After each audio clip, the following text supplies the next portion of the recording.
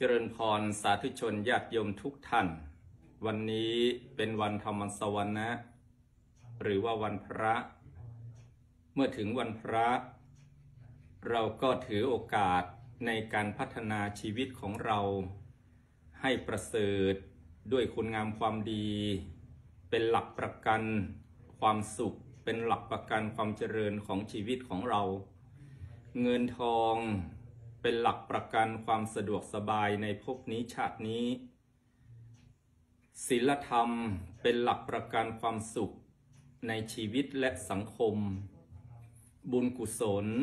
เป็นหลักประกันภพประกันชาติเพราะชีวิตของเรานั้นต้องเวียนว่ายตายเกิดจนกว่าจะบรรลุถึงซึ่งพระนิพพานที่ไม่มีการเวียนว่ายตายเกิดอีกต่อไปเงินทองเป็นหลักประกันความสะดวกสบายในการดำเนินชีวิตภพนี้ชาตินี้พระพุทธองค์จึงตรัสสอนว่าคิหิสุขคือความสุขของคฤหัสถ์เริ่มต้นจากอัตถิคือสุขเกิดจากการมีทรัพย์สุขนับด้วยการใช้จ่ายทรัพย์นั้นสุขไม่ขวนขวายก่อนหนี้สุขเกิดจากการใช้ชีวิตถูกศีลถูกธรรมความสุขของฆราวาสก็เริ่มต้นจากการมีก็ต้องให้เป็นหลักประกันในการดำเนินชีวิตให้สะดวกสบายในภพนี้ชาตินี้ส่วนศีลธรรมความดีเป็นหลักประกันความสงบร่มเย็นในสังคม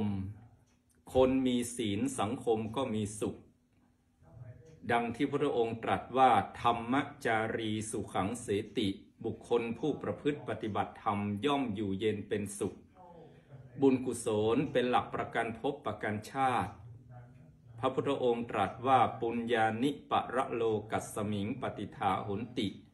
บุญเท่านั้นที่เป็นสรณะที่พึ่งของคนในโลกหน้าบุญกุศล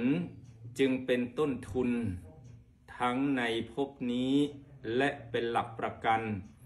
ให้ชีวิตเราสุขสบายหรือไปสู่สุขติภูมิในภพหน้าด้วยเหตุนี้วันธรรมสวนะวันพระเราก็พัฒนาชีวิตของเราให้มีหลักประกันครบทั้ง3ประการเงินทองเป็นหลักประกันความสะดวกสบายในภพนี้ชาตินี้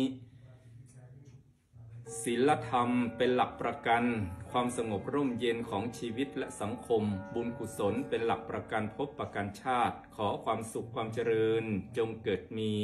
แด่สาธุชนญาติโยมทุกท่านขอเจริญพร